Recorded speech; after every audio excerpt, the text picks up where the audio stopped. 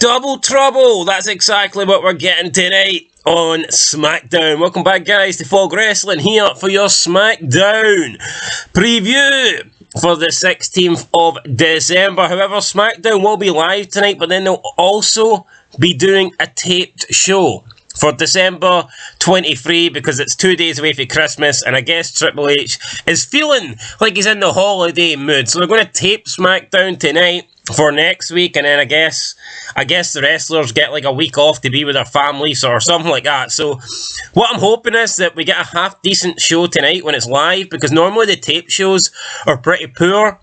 I mean, back in the day, SmackDown was always taped, and they never really, made a difference from it. It was just SmackDown.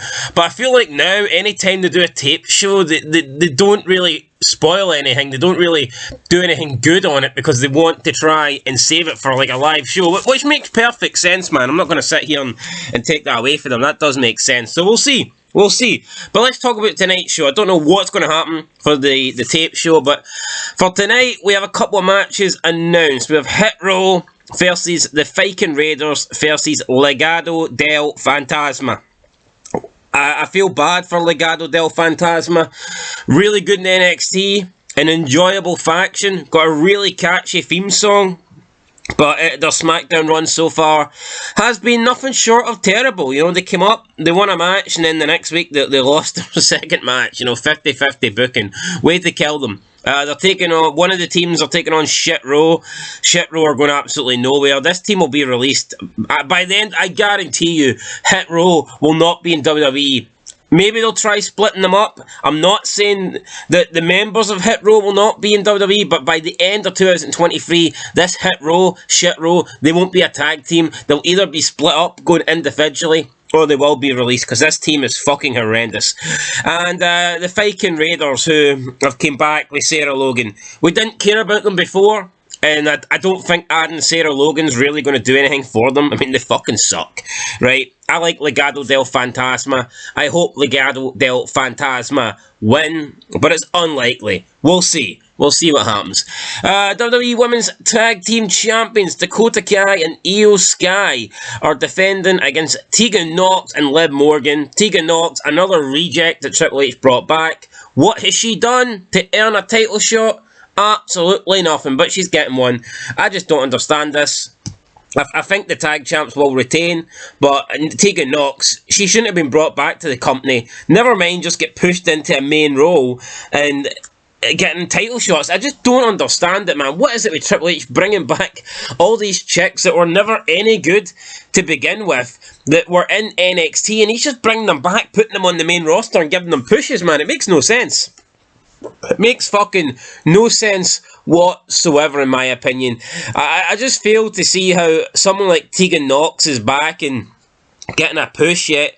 You have people like, I'm trying to think of someone. Well, the SmackDown roster's terrible, so forgive me for not being able to think of anyone on SmackDown. But when I think of Raw, I mean, you look at Asuka, she hasn't really been doing anything. I know Bliss just won recently, but she hasn't been doing anything. I mean, he wants to try and push Nikki Cross. I mean, I don't get it. Like, why not push Nikki Cross then? I'm not saying I like Nikki Cross, but why not try and give her a push rather than push all these fucking rejects that he's brought back? I just don't get it. I mean, the fact that they were let go in the first place kind of tells you they weren't that good. Like Carmella, I know she's injured at the moment, but what's she doing? Why doesn't she get pushed back in to like a main spot? I just don't get it. Like Doudrop, fat bitch, but why is she being shunned to the side? It seems like Triple H is literally just bringing back all these women, and he's giving them top spots in the women's division. And unless you're in the main event of the women's division, you're just getting forgot about. You're getting pushed right to the back of the line, and it makes no sense to me. It really does not. So I don't see the hype in the likes of Dakota Kai or Candice LeRae or Maya Yim or fucking this chick here, Tegan Nox, man. I think they all suck, but Triple H seems to have a hard-on for them, so that's fair enough. WWE Intercontinental Champion Gunther Walter, call him what you want. I call him a big, boring bastard. And he's taking on Ricochet tonight, defending the Intercontinental Championship. Will he win? Will he lose? I could not give a shit. I'll be hitting snooze. There you go, man. Some wee rhymes there. Don't say I never give you anything. Undisputed Champion, Universal Champion, Roman Reigns will make his first appearance on WWE TV since War Games. Nice of Roman Reigns to turn up, you know. I know he's a part-time champion, just shows up when he wants. I mean, this guy's fucking schedule's almost worse than Brock's, man. What the hell? What did he do? Seriously, what did he do to earn this, like, mega star contract, man? The guy isn't that great. Let's be honest. He's okay, but he's not fucking great. He's been pushed as the next big star. He had leukemia. He disappeared. Let's be real. Push after push after push failed. Then he eventually came back. He got this whole Bloodline thing going. He won the belt. And he's just won every match since then. And for some reason, that puts him on the level of like an Austin or a Rock or a Cena or a Brock. It doesn't. It fucking doesn't. He's no better than anyone. He's just a guy that's had a long title reign. I don't look at Roman Reigns and he's nothing special. He's not more like prestigious than anyone else who's debuted in the last 67 years. I mean, he's about the same as Seth Rollins for me. They're both about the same level, and I don't think Seth would get away with this part-time contract nonsense. So honestly, I don't know why Roman Reigns is. Of course, he's got the trump card. He's related to The Rock, so he's got a way into the movies. But for me, Roman Reigns, Brock Lesnar schedule, I don't think he deserves it. And he'll be back tonight. Apparently, something big's going to happen on SmackDown. There was a couple of, I believe, writers and a couple of people that work with production that said, do not miss tonight's SmackDown. So, who knows? I've got a funny feeling Sami Zayn could get kicked out the Bloodline. I really do think that. That's what I think. Although what I would personally do is I would have why don't they have a battle royal match to determine the new #1 contender? And they could have the Bloodline in it, and their sole purpose is to win it, so there's no threat for Roman Reigns.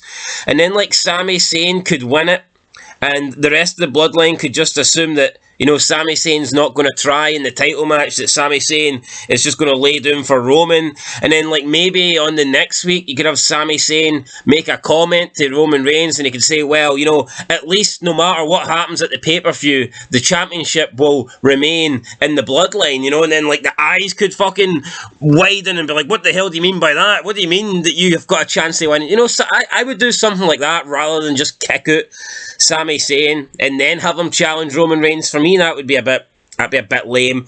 Who knows? It could be something similar to Evolution when you had Orton and Triple H. We'll see.